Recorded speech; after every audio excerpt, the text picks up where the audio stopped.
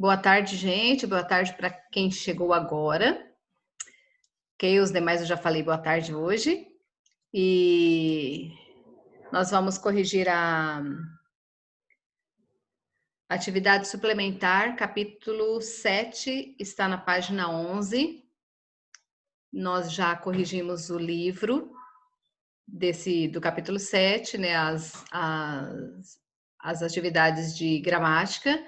E agora nós vamos para a atividade suplementar no capítulo 7 para corrigirmos essas atividades aqui. Correto, gente? Vou já compartilhar com vocês o livro para vocês acompanharem comigo. Aqui nessa página, transitar com segurança, página 10.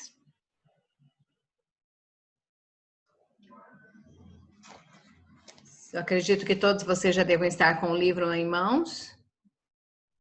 Eu acho que nós podemos começar já, não é? E se vocês tiverem dificuldade para estar copiando, eu libero para vocês depois o gabarito, certo? Para vocês fazerem a correção certinha. Deixa eu só aumentar aqui um pouquinho para nós enxergarmos melhor. Esse texto aqui fala sobre o trânsito urgente e transitar com segurança, é o tema do capítulo. Só um pouquinho, isso, deixa eu colocar assim.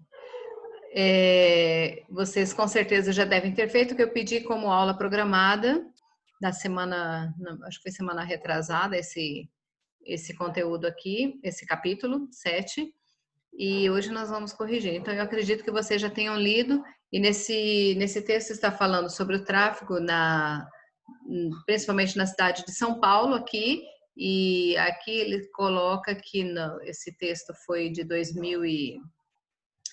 Deixa eu ver aqui embaixo, não dá para ler. Teve o último acesso em 2019, então não sabemos, acho que foi 2017, me parece ali. Mas aqui fala que na cidade de São Paulo, né, são 6 da tarde, milhões de pessoas saem dos seus escritórios para encararem o engarrafamento de 160 quilômetros. Então, aqui eles dizem que nessa época havia... a frota da cidade ultrapassa a marca de 7 milhões de veículos, ou seja, é muito veículo para uma cidade, não é? 7 milhões de veículos, e cada vez pessoas comprando mais, cada um precisa ter o seu carro ali para poder se locomover. Não tem como você levar uma pessoa para um lugar, depois você ir para o outro, porque aqui ainda se consegue fazer, mas já é um pouquinho longe. Agora imagina na cidade de São Paulo. E ele mostra as porcentagens, né? As porcentagens não, o meio como eles, o que eles estão tentando fazer para ver se melhora esse fluxo de veículos ali.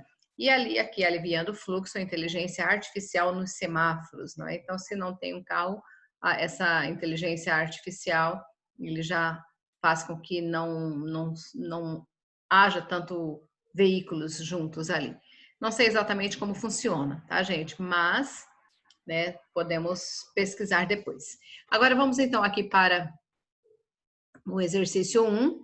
O texto que você acabou de ler é um artigo de divulgação científica, levando em consideração as características desse gênero, assinale quais alternativas. Isso quer dizer que há mais de uma aqui, mais de uma alternativa, né, que se aplicam ao trânsito urgente. Na letra A, tem a finalidade exclusiva de informar sobre fatos de forma detalhada.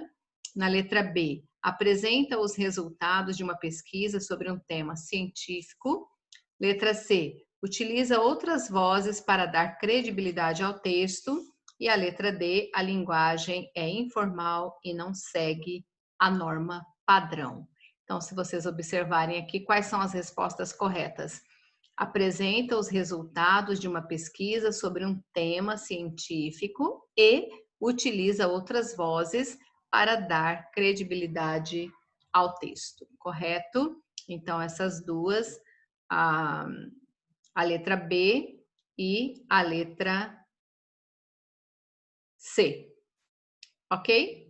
Agora, a outra questão aqui, a número 2, com base no texto, complete o quadro a seguir. Nós vamos observar ali qual é o título, né, do texto, de quem é a autoria, a fonte, né, ali o suporte original, se é impresso, se é digital, gênero, objetivo do texto e público-alvo. Então, nós vamos observar ali qual é o título do texto. O título desse texto é... Opa, gente, desculpa, deixa eu puxar aqui um pouquinho. O título do texto é Trânsito Urgente. A autoria é de Guilherme Pavarin. Se vocês olharem lá no finalzinho, tem, eu acredito que vocês já fizeram, né? Guilherme Pavarin. A fonte é da revista Galileu, é o que aparece ali para nós, revista Galileu, ok? O suporte original é um suporte digital. Ali está dizendo o último acesso foi em 10 de dezembro, então temos um endereço eletrônico ali. O gênero é um texto de divulgação científica. O objetivo desse texto é divulgar os resultados de pesquisa em engenharia de tráfego, as quais visam melhorar a mobilidade urbana. Então, ali, o objetivo desse texto, ele foi escrito para divulgar os resultados de pesquisas em engenharia de tráfego e as quais visam melhorar a mobilidade urbana. E o público-alvo, para quem ele foi escrito, né?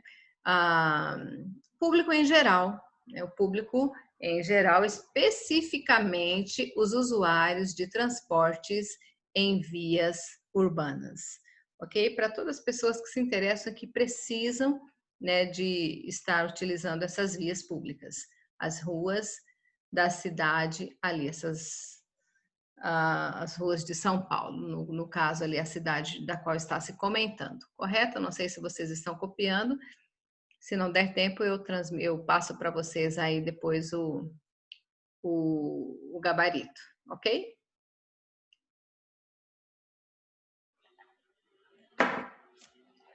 Agora aqui na número 3,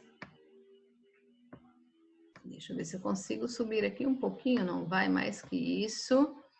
Quanto à forma estrutural do artigo de divulgação científica apresentado anteriormente, responda ao que se pede nos itens a seguir. Então, a letra A, comumente, a informação sobre a descoberta científica é apresentada logo no início do texto, a informação sobre essa descoberta científica.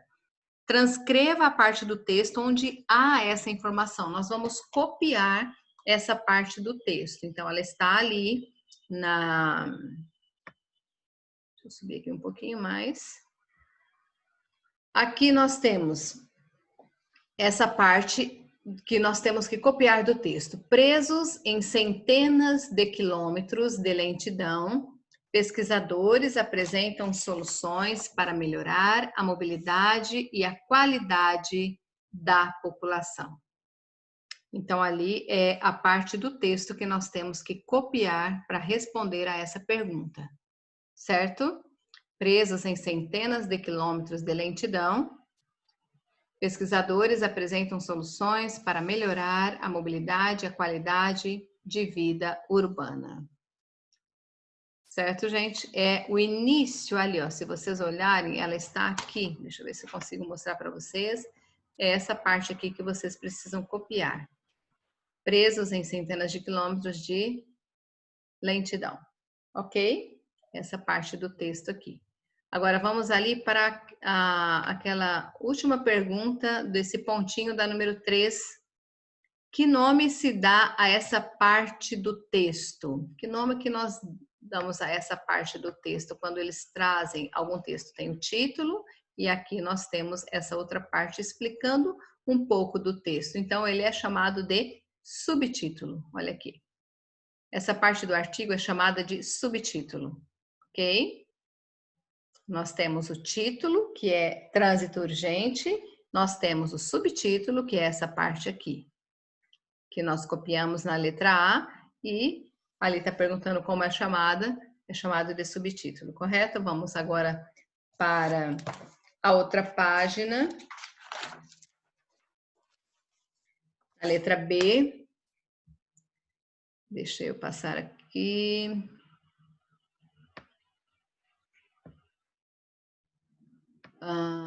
Aqui, letra B. Esse artigo apresenta um intertítulo. Transcreva-o a seguir e explique que informação ele introduz e com que objetivo é usado. Ele apresenta um intertítulo. Nós vamos copiar esse intertítulo também. Então, o intertítulo desse texto é essa parte aqui, ó. É a letra B aqui, ó. Aliviando o fluxo,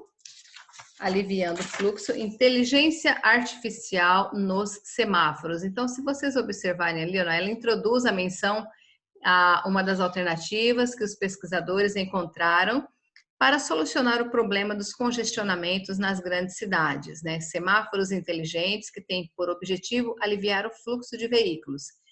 O intertítulo é usado como forma de sumarizar o texto, de modo que o leitor saiba que tipo de informação encontrará naquela parte específica do texto. Então, quando há esse intertítulo ali, que nós chamamos de intertítulo, a função dele é dar informações que você vai encontrar quando você começa a ler, tá? Você já sabe mais ou menos do que ele vai falar.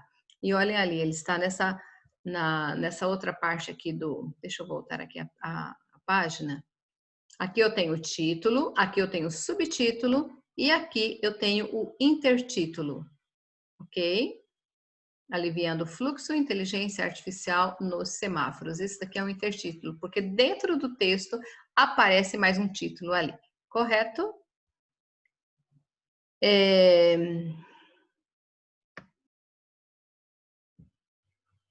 Eu não sei se vocês copiaram ali, mas se não der tempo de copiar, depois nós passamos para vocês, ok? Agora, aqui na número 4, ainda sobre as marcas que caracterizam o texto de divulgação científica, uma delas é a presença da fala de especialistas na área do assunto tratado. Então, com relação a esse aspecto, respondo aos itens que seguem. No texto anterior, identifique e reproduza trechos em que aparecem falas dos especialistas e informe quem é o autor de cada uma das falas. Eu tenho exemplos aqui como resposta. Deixa eu abaixar um pouquinho mais aqui. Isso. O trecho 1. Então, eu tenho aqui um exemplo, né? Não quer dizer que há necessidade de ser essa frase aqui, pode ser uma outra, mas que seja dessa pessoa. Então, ali eu tenho: o primeiro passo é criar uma política sustentável, priorizar transportes coletivos e não motorizados. Essa fala é do Arquimedes Raia Júnior, tá? Isso você pode retirar uma outra fala dele ali dentro do texto, mas tem que ser dele. E um outro texto de um outro especialista também. É como se fosse uma superconsciência monitorando toda a rede. Essa fala é do engenheiro Ricardo Goodwin, ok? Então, nós temos que pegar duas falas dentro do texto e dizer de qual especialista é e colocar o nome dele. Então, como exemplo, nós temos essas duas aqui de dentro do texto que nós já vimos, ok? Agora, aqui a letra B.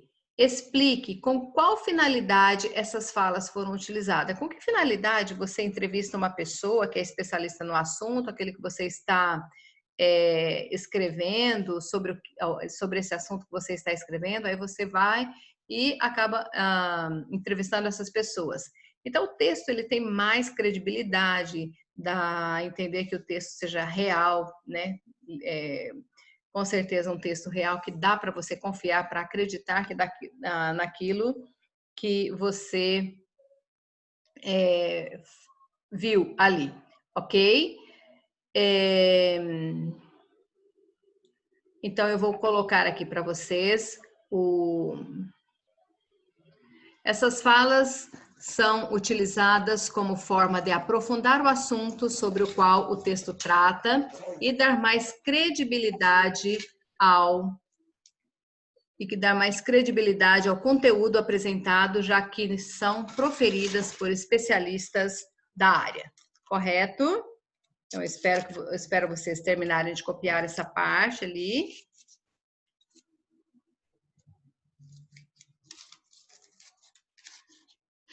Só um pouquinho. Não sei se vocês já copiaram.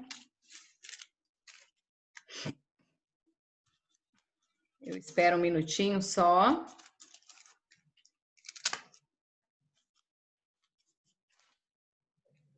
Só um minutinho, por favor.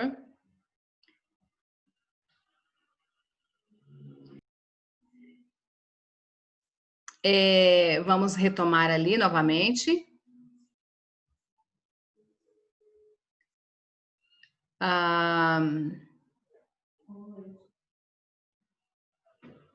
Agora aqui na...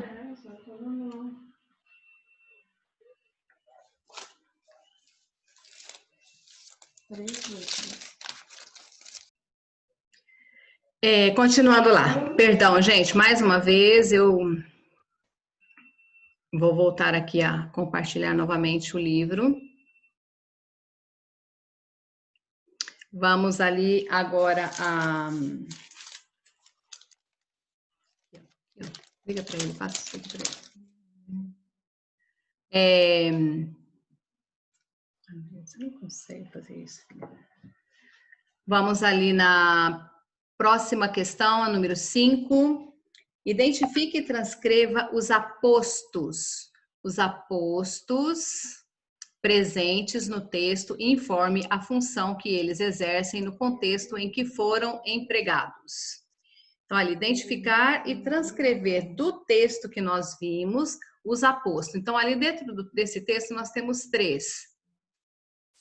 O primeiro ali é o metrô, aposto explicativo do termo alternativa. Aí temos o outro ali, doutor em engenharia de transportes e professor da Universidade Federal de São Carlos, que ele é um aposto que explica ou identifica o grau acadêmico do pesquisador. E o terceiro diz ao engenheiro Ricardo Goodwin, aposto que individualiza o engenheiro mencionado. Certo, gente? Então, nós temos esses 3 apostos ali. Aposto explicativo do termo alternativa, que é o metrô. O segundo é um aposto que explica ou identifica o grau acadêmico do pesquisador ali, doutor em engenharia de transportes e professor da Universidade Federal de São Carlos. E o último quando se diz o engenheiro, Ricardo Goodwin, né, está individualizando quem é esse engenheiro ali, ok?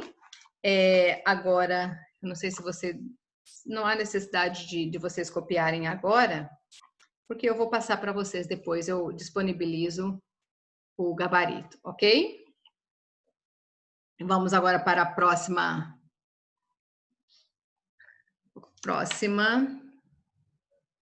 pergunta. Deixa eu voltar aqui um pouquinho e passar esse daqui para cá. Não, gente, ainda é ali embaixo, né? Vai ficar ruim para a gente olhar aqui o livro, não dá para a gente ler tudo. Mas vamos ali. A primeira questão, identifique as circunstâncias que os advérbios e locuções adverbiais expressam de acordo com a situação em que foram utilizados no texto. Chove em São Paulo. Em São Paulo está indicando o lugar. Então, vocês vão escrever aqui lugar, ok? Agora aqui a letra B. A população torce para que a previsão média da Companhia de Engenharia de Tráfego, CET, em dias chuvosos não seja prejudicada por algum acidente. Então, aqui, em dias chuvosos, indica tempo. Por algum acidente, indica causa, ok? Aqui, em dias chuvosos, está indicando tempo. Por algum acidente, indica a causa. Vamos agora aqui nessa parte de cima. Eles identificam pontos de gargalo e agem automaticamente. Automaticamente está indicando o modo como eles agem, certo? Modo. E aqui a letra E, 43,5% dos motoristas de todos os estados brasileiros enfrentam congestionamento diariamente. Diariamente, ali está indicando o tempo. Né? Quando ele diz diariamente, é uma locução adverbial, um advérbio que indica tempo. E a letra F, os sistemas inteligentes poderão calcular o impacto em todas as vias com antecedência e até atuar por conta própria. Atuar por conta própria está indicando o modo como ele vai atuar, ok? Então, vamos conferir ali. A primeira indica lugar, a segunda indica modo, a primeira, que é em São Paulo, indica lugar, a segunda, em tempo real, indica modo, a terceira, temos duas ali, em dias chuvosos, indica tempo, por algum acidente, indica causa, na letra D, automaticamente, indica modo, na letra E, diariamente, indica tempo. E a letra F, por conta própria, indica modo. Ok? Agora, ali, nós vamos na número 7. Marque a alternativa em que ocorre um vocativo. Então, ali, vocativo, o que seria o vocativo? Ele vai, nós utilizamos o vocativo quando nós vamos chamar por alguém, ou interpelar por alguém, ou por alguma coisa, ok? Então, aqui nós temos um exemplo. Então, senhora linda, ainda teima? Entre os dedos dele, unidinha a eles, furando abaixo e acima. Letra C, a senhora não é alfinete, é agulha. Mas você é orgulhosa. Então, se você observar aqui a única oração em que contém um vocativo, em que indica um termo, em que você está falando com alguém, ou chamando por alguém, ou interpelando por alguém, é a letra A. Então, senhora linda, ainda teima. Esse senhora linda, ele veio entre vírgulas, ele veio separado da oração aqui. Então, indica que isso daqui é o vocativo, correto? Então, o vocativo está presente na letra A. Por quê? Né? Justifique sua resposta à questão anterior. Eu já expliquei na realidade aqui, eu já dei toda a resposta aqui, mas eu coloco aqui para vocês identificarem certinho. A expressão senhora linda faz referência ao interlocutor da frase em questão, tendo sido utilizada como uma forma de chamamento ou interpelação. Uma forma de identificar a expressão como vocativo é considerar o fato de ela estar entre vírgulas, aquilo que nós acabamos de falar para vocês, tá? Então, essa é a explicação de por que naquela oração ali contém um vocativo. Agora, vamos aqui para essa tirinha. Deixa eu ver se eu consigo puxar isso. Só mais isso. Leia a tirinha e derrubem-se para responder as questões de 8 a 10. Então, aqui nós temos gestos de trânsito. Dobrar à direita. Então, você coloca o braço assim. Né? Dobrar à esquerda, você vai colocar o braço reto para fora. Quando diminuir a marcha ou parar, você vai ficar balançando com o braço ali. E olha só aqui no final, essa mulher, o que ela está dizendo?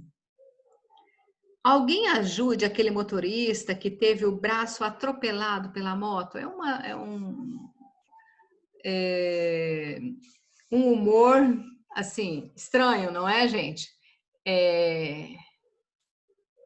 O cara foi atropelado e teve o braço amputado, não é? Então, como que ele vai fazer isso daqui?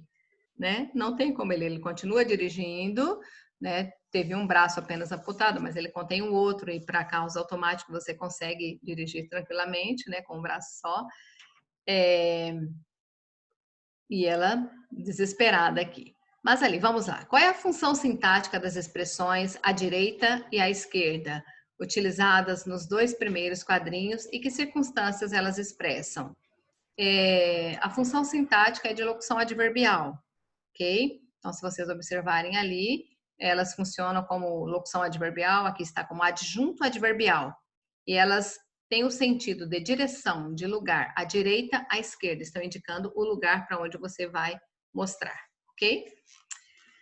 Então, elas funcionam como adjunto adverbial e têm o sentido de lugar.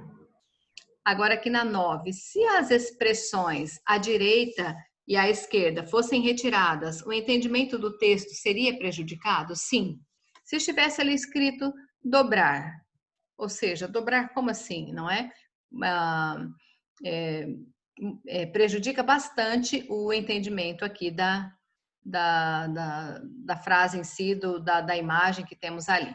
Então, ali seria totalmente prejudicado, por mais que algumas pessoas conheçam o significado desses gestos retratados no texto, provavelmente a mensagem ela fica comprometida, né? Principalmente para aqueles que não têm muitas vivências de trânsito, aquelas pessoas que ainda não tiraram carteira de motorista, né? E alguns que já tiraram e talvez também possam não lembrar disso daí, né? Já faz bastante tempo que tiraram a carteira de motorista e talvez não se lembram, ok?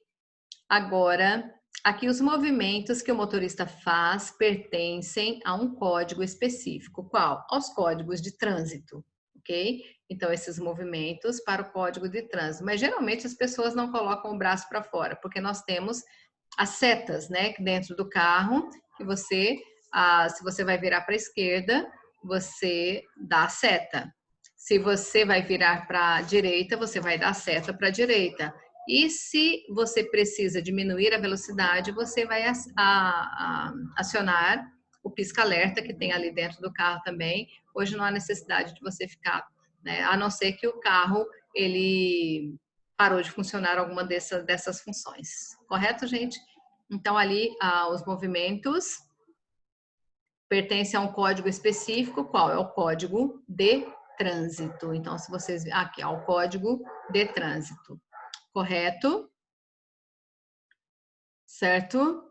Deixa eu retomar aqui. O capítulo 7, ele termina aqui. Na próxima aula, eu continuo corrigindo ali o capítulo 8, também da atividade suplementar. E eu vou deixar esse momento agora para vocês perguntarem alguma coisa. Talvez vocês não tenham, talvez alguém esteja com dificuldade, não tenha entendido alguma coisa e precisam, né, de perguntar para nós alguma coisa sobre talvez a atividade avaliativa que nós passamos para vocês, o trabalho, né, avaliativo. E se quiserem perguntar alguma coisa, nós estamos agora para deixar esse momento para vocês perguntarem. Correto?